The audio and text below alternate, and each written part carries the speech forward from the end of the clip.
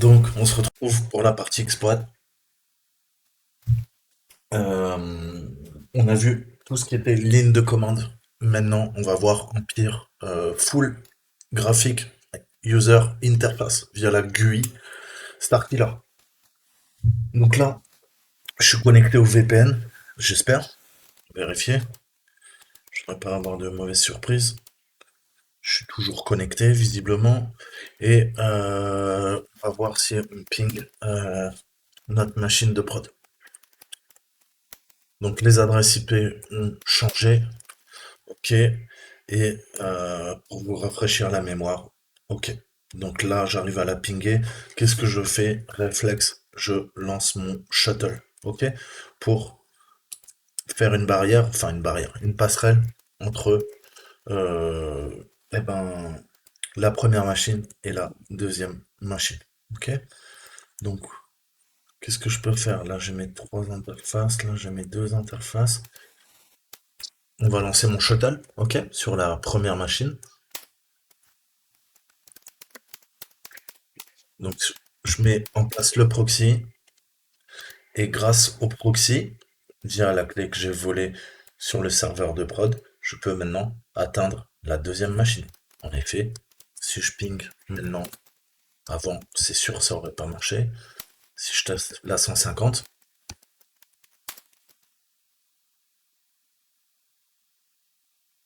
pourquoi j'arrive pas là?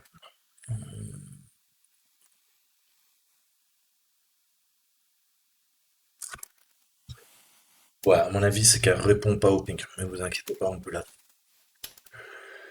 Puisqu'en théorie, si je dis pas de bêtises, si je fais HTTP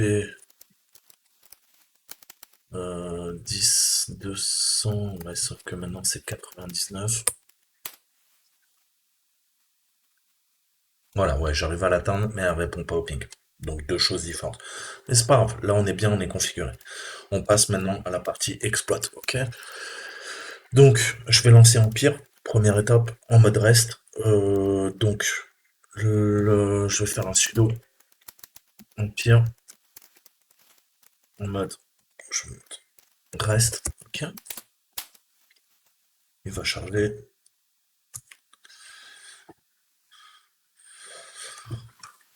Ok, nickel. Donc, 4 agents, 0 listener, on repart de 0. Lui, il est chargé. Maintenant, on peut lancer Starkiller. Donc, on va revoir les 4 étapes importantes pour faire notre attaque.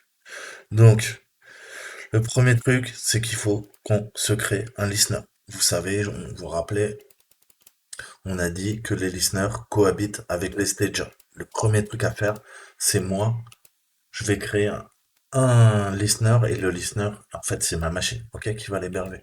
Je veux quoi? Je veux un listener HTTP. C'est pas mon adresse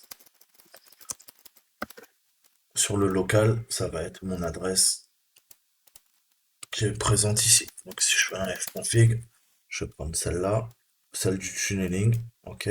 Je copie, je la mets là, ok. Je prends quoi? Je prends le port 50 000, ok. Là on est bien. Et je vais lui donner un nom quand même. Euh, Qu'est-ce que je vais lui donner? On lui donne un petit nom. On va l'appeler.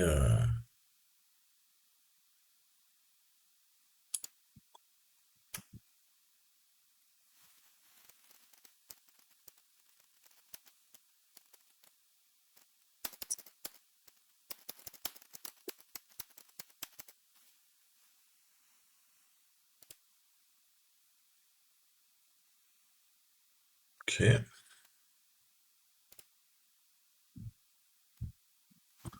Donc là, si on regarde, on voit que notre listener, il tourne. Ok. Il n'y a pas de souci. Donc ça veut dire qu'il l'a pris. Et en effet, si on retourne dessus, on voit qu'on a sur ma machine le port 50 000. Qu'est-ce que je fais? Si j'ai mis un listener sur ma machine en 50 000, le truc à faire, c'est sudo ufw, ok, hello, 50 000 sur ma machine pour ouvrir le port. entrée-sortie. Ok? Donc là, il existe déjà. Donc je suis bien. Ça, c'est la première étape. Qu'est-ce qu'on fait? Ensuite, ben, on va créer le stager. On a vu que eh ben, l'un ne marche pas sans l'autre. Ok? On va conjuguer les deux et on va se recréer. On avait créé un multi-bash. Ok? Eh ben, on va se le faire. Deuxième étape, le stager associé au listener. Qu'est-ce que je veux? Générer un stager. Je veux quoi? Je veux un multi-bash. Listener, pas de souci.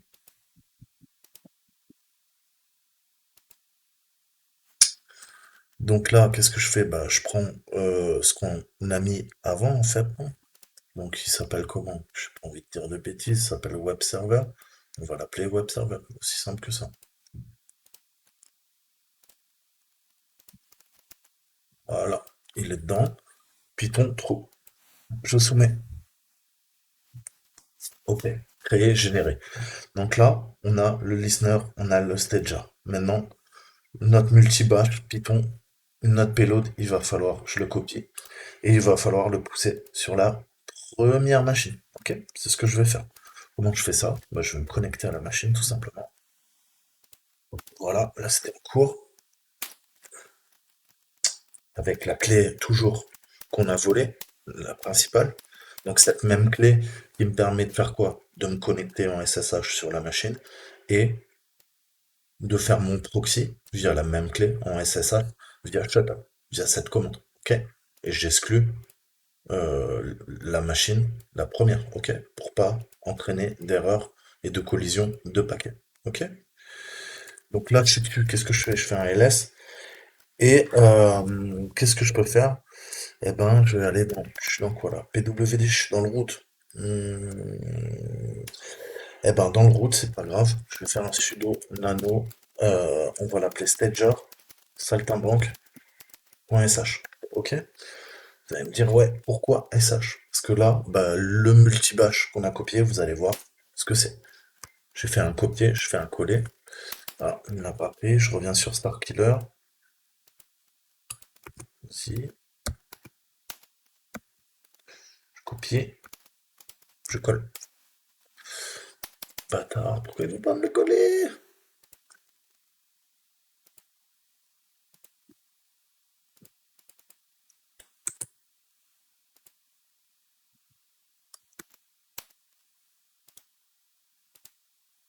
Ok, voilà, c'est un bin bash, donc ça termine en SH, forcément.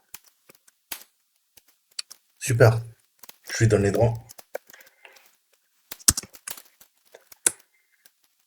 Ok, et qu'est-ce qu'on fait? Bah, on l'exécute. Il se passe rien. Bah, c'est normal. Dans Starkiller, maintenant, j'ai mon agent dormant, mon Splinter Cell, ma cellule dormant, qui vient d'être activée. Donc, qu'est-ce qu'on peut faire à partir de là? Eh ben, j'ai mon agent, il est effectif sur la machine. Je peux, c'est le principe du botnet, on vient d'installer un bot. Ok? Ça, Starkiller, c'est mon centre de commande, end control. Je lui envoie des ordres. Ok? C'est comme un zombie en fait, hein. Je vais lui donner des ordres. Je peux exécuter les 300 modules pour faire des opérations bien distinctes sur la machine. Ok? Je vais pouvoir faire de la persistance, de l'escalade de privilèges, du situational awareness, du loot, de l'offuscation, de la collection, récupérer des mots de passe, faire un déplacement, pivotement latéral. Ok? Donc tout ce qui est possible est inimaginable. Vous voyez qu'il y a un paquet de scripts qui font chacun une fonction bien précise. Ensuite, j'ai mon système de fichiers. J'ai le file browser, comme son nom l'indique.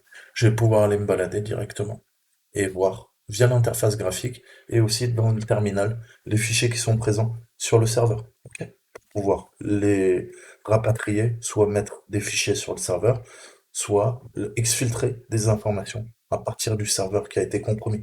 Tout ça, c'est l'agent qui me permet de faire ça. L'agent, c'est quoi? C'est mon bot. Ok, et ça, c'est mon centre de command and control, Starkiller, via l'interface graphique. Mais c'est grâce à Empire, Empire qui tourne constamment derrière et qui fait les tâches. c'est lui qui donne les ordres aux agents, aux bots. Ok? Donc, on voit que bah, en temps réel, j'accède au truc et bim bim bim, à chaque fois, eh ben, tout s'affiche comme je veux. Ça met un peu de temps, mais vous voyez que là, j'ai exactement le même résultat de ce que je peux voir ici. Ok. Ensuite, on a les tâches. C'est tout ce que je lui ai demandé de faire par ordre chronologique. Ok. Au début, on était sur la racine. Ensuite, je lui ai dit, bah, tu vas te balader dans 6. Ok. Et maintenant, bah, tu vas aller dans l'arborescence, la sous-arborescence device qui est comprise dans l'arborescence système, qui est elle-même comprise à la racine. Ok? Donc là, maintenant, je suis bien dans 6 devices. Et on voit les trois étapes. Une, deux, trois. Opérées de façon séquentielle. View, je peux régler des paramètres, en fait, de mon pote. Ok? Pour l'instant, on va pas s'en occuper. Donc ça, c'est fait. Il faut bien comprendre ce principe. Et pourquoi je vous ai dit, bah ouais, c'est un centre de command and control. Pourquoi? Parce on va donner des ordres et des agents, on peut en avoir des milliers, voire des centaines de milliers. Et chacun sera présent sur une machine et on va pouvoir lancer une cyberattaque et faire des actions précises, synchroniser nos bots. Et vous savez qu'une armée de bots, une armée d'agents, ça s'appelle un botnet. Ok? Donc un botnet, c'est une armée de bots, une armée de PC zombies. Mm. Donc voilà, on les appelle des agents parce que exactement comme des agents infiltrés sur le champ de bataille ou dans les services de renseignement, ils vont nous rendre des services, ok, à distance. Donc vous avez compris le principe de l'agent, j'ose espérer. Donc ça, notre agent, il est en place, c'est bien. On a un listener, web server, on a maintenant notre stager associé. Maintenant, on a vu que bah, le HTTP, il a besoin d'un HTTP HOP pour faire notre saut. Et ben, le HTTP HOP va transmettre toutes les informations via un port précis qu'on va lui allouer. Et c'est ce qui va nous permettre en fait, de compromettre la cible et de pivoter. Ok? Et de lancer la cyberattaque. Donc, ça, c'est la première étape. Maintenant, il faut qu'on associe notre listener et qu'on ajoute un HTTP HOP et on va le relier à notre web server. Aussi simplement que ça. Donc qu'est-ce que je fais? Je crée. Je veux quoi? Bah cette fois-ci j'ai pris HTTP, je vais l'associer au HOP. Je lui mets un nom, ok? Je lui mets une adresse IP, autant pour moi. Donc ça sera HTTPS. Et là, bah je prends quoi? Maintenant que j'ai le premier est relié à ma machine, le second, je veux le relier à la machine de prod, ok? Sur le 99-200. Je